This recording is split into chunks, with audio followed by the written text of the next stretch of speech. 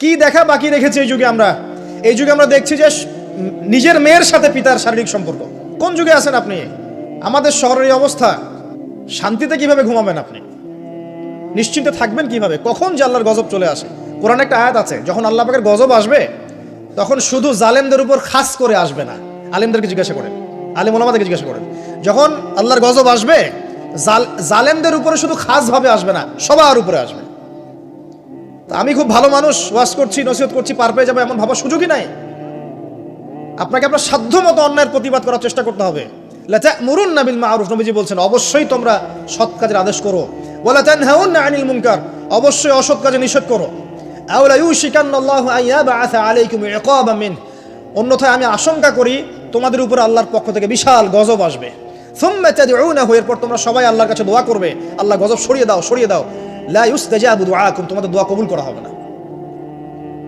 নবী সাল্লাল্লাহু আলাইহি ওয়াসাল্লাম বলেছেন, মান রাআ মিনকুম মুনকারান, তোমাদের মধ্যে যে কেউ হুএভার হি ইজ, যে কেউ যদি কোনো মুনকার, নোংরা গর্হিত কোনো কাজ দেখে, তাহলে যেন ফাল ইউগাইয়ির বিয়াদিহি, তার সামর্থ্য থাকলে হাত দিয়ে যেন ঠেকায়। সামর্থ্য থাকলে হাত দিয়ে যেন ঠেকায়। যাদেরকে আল্লাহ পাক হাত দিয়ে ঠেকানোর ক্ষমতা দিয়েছেন তাদেরকে আল্লাহ জিজ্ঞাসাবাদ করবেন, কেন ঠেকালে না তুমি? জেনার লাইসেন্স দিলে কেন? মদের লাইসেন্স দিচ্ছ কেন? ঠেকালে না কেন তুমি? অন্যায় কাজকে ঠেকালে না কেন?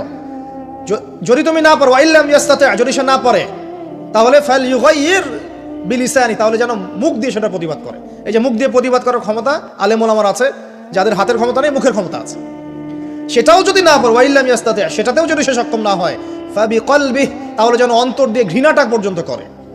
ওয়াবিযালিকা আদআফুল ঈমান, এটা হচ্ছে ঈমানের সবচেয়ে নিকৃষ্ট একটা অবস্থা, সর্বনিম্ন অবস্থা। এর নিচে ঈমানের কোনো অবস্থাই নাই। তার মানে অন্যায় দেখে আমাদের যাদের মনে কোনো ফিলিংসই কাজ করছে না, তার মানে আমাদের ঈমান নাই আসলে। সহজ কথা, ঈমানের সেই তেজ নাই আমাদের মধ্যে।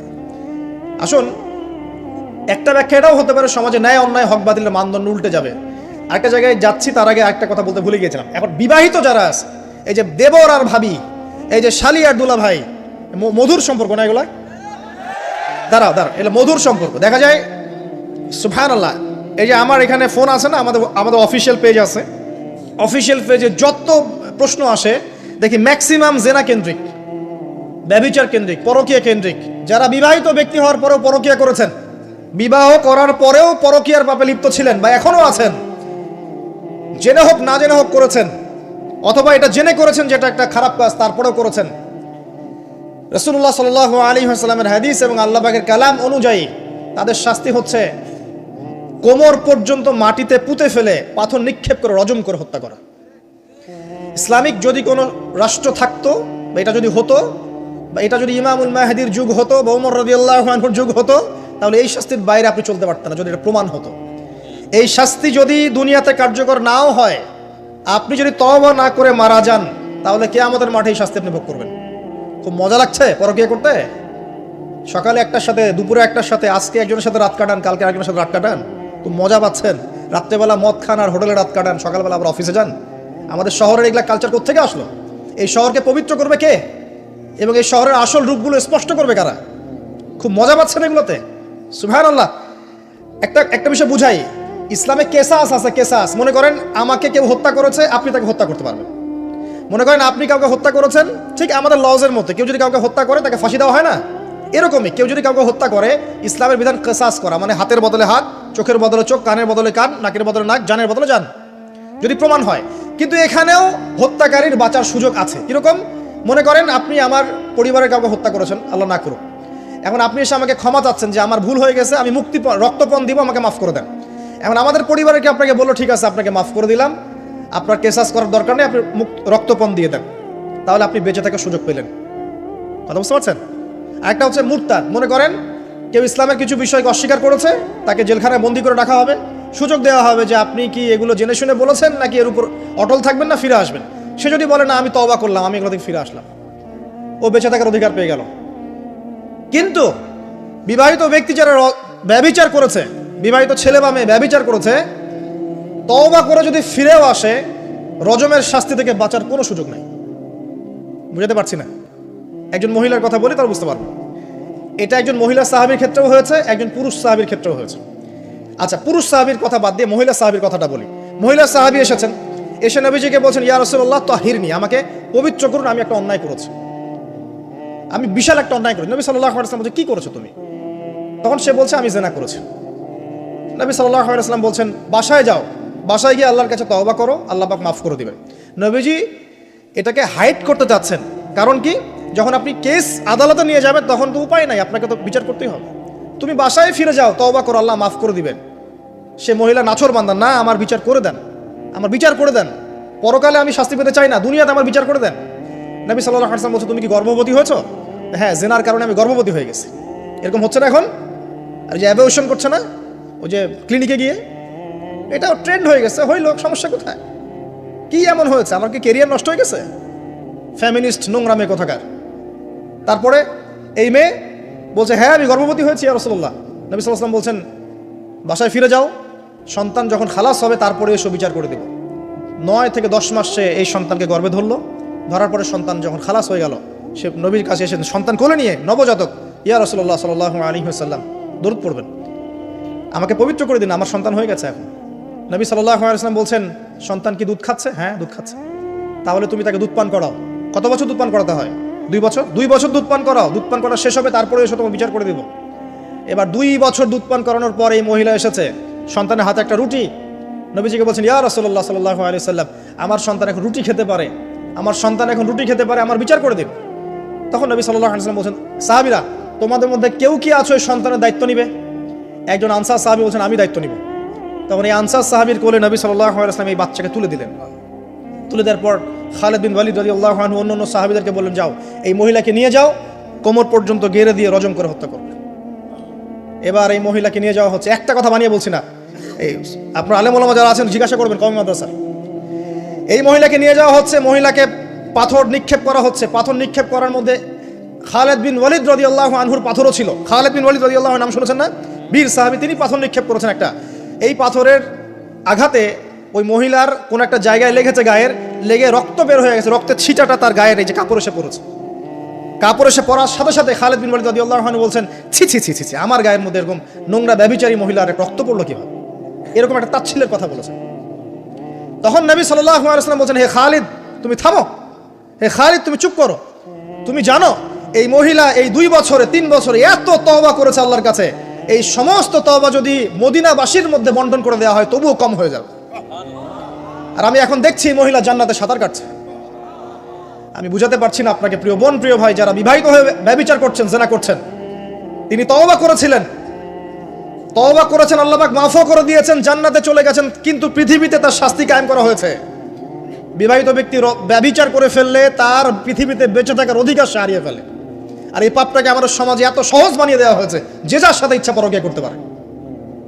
মেয়েও করছে, ভাবিও করছে, শালিও করে, দুলাভাইও করে, সবাই আমরা পরকীয়া করতে যাচ্ছি।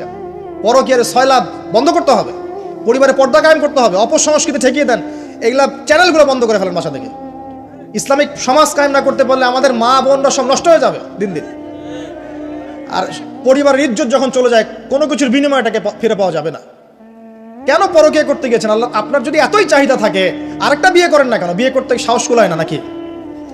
বিয়ে করলে যে স্ত্রীকে নিয়ে সূর্যের আলোতে ঘুরতে হয়, ওই জন্য ইঁদুরের মতো রাতের বেলা অন্ধকারে আপনি থাকতে চান, সিংহের মতো সকালবেলা সূর্যের আলোকে স্নান করতে পারেন না। কথা বুঝতে পারেন না? বিয়ে করলে স্ত্রীকে নিয়ে পুরুষের মতো, সুপুরুষের মতো সূর্যের আলোকে আপনি হাঁটবেন রাস্তায়, কাউকে ভয় করবেন? আপনার মতো কোনো ভয় কাজ করবে না। আর এখন আপনি ইঁদুরের মতো রাতের অন্ধকারে রাত কাটান অন্য মেয়ের ঘরে গিয়ে। এই শহরের এই মহামারীগুলো বন্ধ করতে হবে। আমি এই শহরের একজন শুভাকাঙ্ক্ষী বাসিন্দা, আমি এখানকার, আমি আমার চোখ দিয়ে যা দেখছি এটা দেখার পর চুপ থাকতে পারি না। আমরা সব জায়গায় জানা দেখছি, মাদক দ্রব্য দেখছি আর পরকীয়া দেখছি। পর্নোগ্রাফির তো শেষ নাই, প্রত্যেকের ফোনে ফোনে পর্নোগ্রাফি, এভরিবডি। দেখবেন অনেক সময় মাদ্রাসার শিক্ষকের দ্বারা ছাত্র বালাৎকার হচ্ছে, হয়নি? সম্ভব কিভাবে? কারণ ওই শিক্ষক পর্নোগ্রাফিতে আসক্ত ছিল। আপনি চেক করে দেখেন, পর্নোগ্রাফিতে আসক্ত হওয়ার ফলে সে হিতাহিত জ্ঞান হারিয়ে ফেলেছে। সে বাচ্চা, ছেলে বাচ্চা না মেয়ে বাচ্চা, কিছু দেখার সময় নেই। ওই পবিত্রের জানোয়ারের যে স্বভাবটা সে আর দমন করতে পারছে না। পর্নোগ্রাফি আর মাদক আর ব্যভিচার, জেনা, ফ্রি মিক্সিং অবাধে আমাদের শহরে। বস্তুবাদী তো আছেই। তো এটাকে আখিরুজ্জামানের শহর বলবো নাকি আউয়ালুজ্জামানের শহর বলবো নাকি? শুধু এই শহরের সমস্যা এটা নয়, প্রত্যেক বড় বড় শহরেই সমস্যা। ইভেন এগুলো এখন গ্রামে পর্যন্ত চলে গেছে, এগুলো গ্রামেও চলে গেছে, গ্রামে আরো বেশি আছে। দেখবেন শহরের ছেলেরা তো জিন্স আর টি শার্ট পরা মেয়েদেরকে দেখে অভ্যস্ত না, এরা না একটু কন্ট্রোল করতে পারে। আর যখন একটা গ্রামের ছেলে পর্নোগ্রাফি দেখবে, সে তো আর নিজেকে কন্ট্রোল করতে পারে না। বুঝতে পারছেন না? আমাদের শপিং মলগুলোতে গেলে আমরা দেখি টি শার্ট আর গেঞ্জি পরা মেয়ে ঘুরছে, তাই না? এটা দেখতে দেখতে অভ্যস্ত আমরা, এই জন্য আমরা কন্ট্রোল করতে পারি কিছুটা হলেও, তাই না ছেলেরা? কিন্তু গ্রামের ছেলে মেয়ে যারা, তারা কিন্তু পর্ন দেখলে আর কন্ট্রোল করতে পারে না। এবং গ্রামে ধর্ষণ দিন দিন বাড়ছে, ডে বাই ডে। এই সমস্যাগুলো বড় বড় প্রত্যেক বিগ সিটিজ অ্যান্ড টাউনে এই সমস্যা, একই সমস্যা। এর ছড়ালো কারা? ওই পশ্চিমাদের থেকে সমস্ত বিশ্বেগুলো ছড়িয়ে গেছে। এরা এমন একটা সভ্যতা যারা প্রত্যেকটা পাপকে গ্লোবালাইজেশন করে দিয়েছে। সুদ খেয়েছে, সারা বিশ্বে ছড়িয়ে দিয়েছে। মদ খেয়েছে, সারা বিশ্বে ছড়িয়ে দিয়েছে। জেনা করেছে, সারা বিশ্বে ছড়িয়ে দিয়েছে।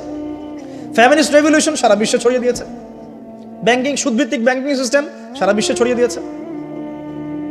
প্রত্যেকটা সমস্যা দেখবেন ওখান থেকে সারা বিশ্বে ছড়িয়ে গেছে। আর আমরা মনে করি ওরাই নাকি মানবতার মুক্তির পথ দেখাবে। সুবহানাল্লাহ। ওরা তো ছেলে ছেলে বিয়ে করে। যে সম্প্রদায় ছেলে ছেলে বিয়ে করে, ও আমাকে ভালো মন্দ শিখাবে? ওখানে তো একটা প্রত্যেক 10 সেকেন্ডে একটা করে মেয়ে রেপ হয় আফ্রিকান কন্টিনেন্টে। জার্মানির, আমি পর্নোগ্রাফির একটা লেকচার দিয়েছি, দেখবেন নীল.com, ওখানে সব ডিটেলস দিয়েছে। জার্মানি, ব্রিটেন বলেন, আমেরিকা বলেন, এই প্রত্যেকটা কান্ট্রির মধ্যে প্রত্যেক মিনিটেই একটা করে মেয়ে ধর্ষণের শিকার হচ্ছে। ওরা আমাকে শিখাবে নারীর স্বাধীনতা, অধিকার? আমার কাছে কোরআন এবং সুন্নাহ আছে, রাসূল আছেন, আমার কাছে আল্লাহ আছেন। এগুলোকে বাদ দিয়ে তোমার কথা শুনতে হবে আমাকে? এরা আমাদেরকে বাঁচাবে না, বরং এরা সারা বিশ্বে ইয়াজুজ মাজুজের মতো ফিতনার ফাসাদ সৃষ্টি করে বেড়াচ্ছে। আসুন, একটা ব্যাখ্যায় অনেক কথা হয়ে গেল। আল্লাহর ওয়াস্তে যুবক যুবতী যারা আছো, লেকচার যদি কানে যাবে, আজকেই জেনা থেকে তওবা করতে হবে। জেনার ধার কাছে যাওয়া যাবে না। হালালভাবে বিয়ে করো। যদি তোমার খুব যৌন চাহিদা থাকে, তোমার অনেক চাহিদা, তোমার অনেক সম্পত্তি আছে, ব্যালেন্স করতে পারো, একাধিক বিয়ে করো, কি সমস্যা? পরকীয়া করতে যাচ্ছেন কি জন্য? করবেন না। আর হালাল উপার্জনের সোর্স হয়ে গেছে, অবিবাহিত থাকার দরকার নাই, বিয়ে করে ফেলেন। বিয়ে আপনার জীবনটাকে সুশৃঙ্খলতা নিয়ে আসবে। আমি গার্ডিয়ানদেরকে রিকোয়েস্ট করবো যে বিয়েটাকে সহজ করে দেন, কঠিন জটিল করেন না, জেনা বাড়তে থাকবে। না হলে যে সন্তান, যে ছেলেটাকে মেয়েটাকে ছোট মনে করছেন না, ছোট নাই, সে অলরেডি 4-5 ঘাটের পানি খেয়ে আসছে, দেখবেন। আপনারা পরিসংখ্যান দেখেন, বাংলাদেশের ইয়াং ইউথ জেনারেশন যারা আছে, এদের মধ্যে ম্যাক্সিমামই বিবাহ বহির্ভূত সম্পর্ক স্বাদ পেয়ে গেছে অলরেডি। স্কুল কলেজ পাশ করেনি, এখন পর্যন্ত যৌন সম্পর্ক করে বসে আছে। আর ছোট ছোট মেয়েগুলোকে ছোট মনে হয়, বদের হাড্ডি সবগুলা। সব জায়গায় দেখবেন এরা বেশি বদের হাড্ডি। কেন বলছি জানেন? এরা ছেলেদেরকে সিডিউস করে। ভালো মেয়ে কোথায় খুঁজে পাবেন এখন? খুব রেয়ার, খুবই ডিফিকাল্ট। এমনকি আর ভিতরে কথা বলতে গেলাম না, আমার ফ্যামিলির, আমাদের স্ত্রীরা তো মাদ্রাসায় পড়েছে, পড়ে নাই? ভিতরে কথা বলতে গেলাম না, মাদ্রাসায় পড়া মেয়ে কেমন করে এগুলা কাজ করতে পারে? অতএব বিয়েটাকে সহজ করেন, জেনাটাকে বন্ধ করেন, পরকীয়ার রাস্তা বন্ধ করেন। এগুলো শাস্তি দুনিয়াতে না পেলেও পরকালে পেতে হবে। কিন্তু রাসূলুল্লাহ সাল্লাল্লাহু আলাইহি ওয়াসাল্লাম মেরাজের রাতে গিয়ে দেখে এসেছেন যে একটা চুলা দেখেছেন, চুলা তন্দুর চুলার মতো, নিচের দিকটা ফাঁপা, উপরের দিকটা সরু, আগুন জ্বলছে দাউ দাউ করে, এক শ্রেণীর মানুষকে পোড়ানো হচ্ছে। আগুন যখন ফ্লো বাড়ছে, মানুষ উপরে আসছে, ফ্লো কমছে, নিচে নামছে, এভাবে আর কি। রাসূলুল্লাহ সাল্লাল্লাহু আলাইহি ওয়াসাল্লাম জিজ্ঞাসা করলেন, ইয়া জিবরিল, এরা কারা? জিবরাইল আলাইহিস সালাম বলছে, এরা আপনার উম্মতের সেই সব ব্যক্তি যারা জেনার পাপে লিপ্ত ছিল, এবং তাদের এই আযাব থেকে এত দুর্গন্ধ বের হচ্ছে কল্পনা করতে পারবেন না। আরেক শ্রেণীর লোককে দেখেছেন, সামনে এই যে ভালো গোশত, পাশে খারাপ পচা গোশত, বসে বসে পচা গোশত খাচ্ছে, ভালো গোশত খাচ্ছে না, শাস্তি হচ্ছে কবরে, বারজাখের জগতে। নবী জিজ্ঞাসা করছেন, এরা কারা? জিবরাইল আলাইহিস সালাম বলছে, এরা হচ্ছে আপনার উম্মতের সেই সব ব্যক্তি যাদের ঘরে পবিত্র স্বামী ছিল, পবিত্র স্ত্রী ছিল, তাদের সাথে সন্তুষ্ট না থেকে তারা পরকীয়া করেছে। আল্লাহ পাক আমাদের শহরটাকে হেফাজত করুন। আমি এখানে একটাই সলিউশন, ইসলামিক অনুশাসন, আদারওয়াইজ অন্য কোনো সলিউশন নাই। কতক্ষণ ভালো থাকবেন আপনি? চতুর্দিক থেকে আপনাকে জেনায় উদ্যুক্ত করা হচ্ছে। আপনি অনলাইনে ঢোকেন, এই যে ফোনটা নেন, ফেসবুকে ঢোকেন, ইউটিউবে ঢোকেন, খালি জেনার জেনা। মানে জেনাটাকে এমনভাবে দেখানো হয় যে কি যে মজার একটা বিষয়, কি যে মজা একটা, অথচ জানেন জেনার মধ্যে যার্রা পরিমাণ কোনো সুখ নাই। আপনি হালালভাবে বিয়ে করেন, আপনি যে সুখটা পাবেন, আপনি শত শত জেনা করলে সে সুখ পাবেন না। এটাকে দেখানো হয়, এই যে পর্নোগ্রাফি যা দেখায়, সবই ভুয়ার বানোয়াট। এটা টোটালি বানোয়াট জিনিস। শুটিং আছে না, শুটিং, ওই যে নায়ক নায়িকা নাচানাচি করে, শ্যুট করে না, ঠিক সেম ভাবে এটাকে শ্যুট করা হয়। এগুলো শুটিং, জাস্ট, আর কিছু না। তো কেন ছড়িয়ে দেওয়া হলো? কারণ মুসলিমদের ইমান, তাদের তাকওয়া, তাদের কলবের যে নূর, এটাকে নষ্ট করার জন্য। কারণ মুসলিম যুবকরা যদি ইসলামের আলোয় উদ্ভাসিত হয়, তাদেরকে ঠেকানো তো এত সহজ নয়। তাদের দ্বারা ইনশাআল্লাহ দেশ জাতি এবং উম্মার খেদমত হবে। এই কারণে তারা সুকৌশলে এটা করেছে। হয়ে গেছে, বিয়ে করে ফেলেন, পারিবারিক আদর্শ ঠিক করেন, পরিবারের চাল ডাল নাই, পরিবারে পর্দা যেন থাকে। পরিবারে চাল ডাল নাই, পরিবারে পর্দা থাকতে হবে। পরিবারে খাবারের সংকট আছে, থাক, পরিবারে নামাজ থাকতে হবে, তালিম থাকবে, কোরআন থাকবে, সন্তানদেরকে ইসলামিকভাবে প্রতিপালন করতে হবে। শেষ জামানার আলামতগুলো যখন দেখা যাচ্ছে, এখন আর আয়েশ করে বসে থাকার কোনো সুযোগ নাই। সর্বপ্রথম নসিহত, পড়াশোনা করুন, বস্তুবাদিতা থেকে বেরিয়ে আসুন, ম্যাটেরিয়ালিজম থেকে বেরিয়ে আসুন, পরকালের বান্দা হয়ে যান। পরকাল ঠিক আছে, তারপর দুনিয়া ঠিক করেন। অল্পতে সন্তুষ্ট থাকার চেষ্টা করেন। এত বেশি প্রয়োজন নাই আমাদের। দুনিয়ার জীবনে এসেছি একটা পানির মতো, হাতের মধ্যে লেগে থাকা পানি, আর পরকালটা পুরো মহাসমুদ্র। মৃত গাধার মতো দাম নাই আল্লাহর কাছে দুনিয়ার। অতএব এত বেশি ফোকাস করার দরকার নেই। যতটুকুতে আমাদের হয়ে যায় ব্যাস সন্তুষ্ট থাকেন। মা বোনদেরকে পর্দা রাখার চেষ্টা করেন। আপনার মেয়ের দিকে খেয়াল রাখেন, মেয়ের দিকে খেয়াল রাখেন।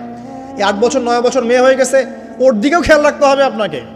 প্রচুর বাচ্চাদের উপরে অ্যাবিউজিং বেড়েছে, বাচ্চাদের উপরে অ্যাবিউজিং প্রচুর বেড়ে গেছে। ছোট ছোট বাচ্চাদেরকে রেপ করা হচ্ছে এখন। বাসায় পর্দা খুব স্ট্রিক্টলি মেনটেন করতে হবে। এই বয়ফ্রেন্ড গার্লফ্রেন্ড কালচার বাদ দেন। এই জেনার নামে বয়ফ্রেন্ড গার্লফ্রেন্ড কালচার বন্ধ করেন, ফ্রি মিক্সিং বন্ধ করেন। আপনার মেয়েকে পড়াতে চান, আপনি মেয়েদের স্কুলে দেন, মেয়েদের কলেজে দেন, মেয়েদের মাদ্রাসায় দেন। ফ্রি মিক্সিং আছে ওখানে দিয়েন না। আপনি চাকরি করতে যাচ্ছেন মেয়ে হয়ে, যেখানে মেয়েরা চাকরি করে সেখানে করেন। ছেলেদের সাথে ফ্রি মিক্সিংয়ে যায় না। যদি ইজ্জতের মূল্য থেকে থাকে তাহলে এগুলো করেন। আর না হলে ওই যে একটা স্বনামধন্য কলেজের নাম দেখলেন কয়েকদিন আগে, একটা সার্টিফিকেট অর্জন করার জন্যে যদি আপনাকে অন্যের বিছানায় রাত কাটাতে হয়, ওই সার্টিফিকেটের মুখে থুতু দিই আমরা। কোনো প্রয়োজন আছে ইজ্জত বিক্রি করে সার্টিফিকেট অর্জন করতে হবে? আর তোমরা একটা চাকরি পাওয়ার জন্যে অন্যায়ভাবে অন্যদেরকে হল থেকে বহিষ্কার করছো, পিটাচ্ছ, হকি স্টিক দিয়ে মারছো, এর ফল কি তোমাকে পরকালে ভোগ করতে হবে না? একটা চাকরির জন্য তুমি তোমার গায়রতকে বিসর্জন দিয়ে দিলা, অনেস্টিকে বিসর্জন দিয়ে দিলা। রিজিকের মালিক কে? অতএব আল্লাহ রিজিক দিবে তোমাকে। অন্যায়ের সাথে আপোষ করে চাকরি পেতে যাও না। অন্যায় কাজ করে, অন্যায়ের পথে থেকে, অন্যায়ের পথে যারা আছে ওদেরকে সন্তুষ্ট করে চাকরির আশা করো না। ওই চাকরিতেও কোনো বরকত থাকবে না। নিজের যোগ্যতায় নিজের পরিচয় সৃষ্টি কর, নিজের পরিচয় নিজের যোগ্যতায় সৃষ্টি করো। ইনশাআল্লাহ আল্লাহ পাক তোমাকে বেহিসাব রিজিক দিবে ইনশাআল্লাহ।